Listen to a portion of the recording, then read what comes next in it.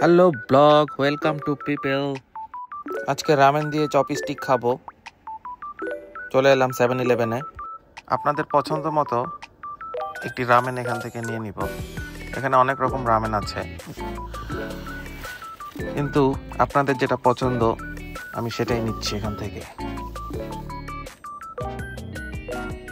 খুঁজে পাচ্ছি না, অবশেষে পেয়ে গেলাম আপনাদের প্রিয় ভেজিটেবল রামেন। এরপর কাউন্টারে গিয়ে এটার বিল পরিশোধ করলাম। তারপর বক্সটা আনবক্সিং করলাম। আনবক্সিং এর একটা সিস্টেম আছে। প্রথমে একদিক ফাঁকা করে এখানে কিছু গরম পানি দিয়ে দিলাম।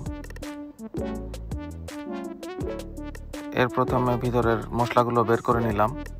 তারপর পাতাকপির শুটকি এর মধ্যে দিয়ে দিলাম। এরপরই পরিমাণ মতন গরম পানি ঢেলে দিলাম। গরম পানিতে নুডলসটা 3 মিনিট রাখতে হবে। এর মধ্যে এই 3 মিনিটের মধ্যে নুডলসটা সিদ্ধ হয়ে যাবে। এরপরে শুদ্ধ নুডলসটার থেকে পানিটা ফেলে দিতে হবে। অপর সাইডটা খুলে নিয়ে পানিটা এভাবে ফেলে দিলাম। পানি ভালো মতন ফেলে দিলাম যাতে এক ফোঁটাও না থাকে। এরপর বাকি মশলাগুলো এর মধ্যে মিক্স করলাম। এখানে 3 রকমের গুঁড়া মশলা ছিল এবং কিছু সামান্য তেল ছিল। সে তেল সহ মিক্স করলাম। মিক্স করে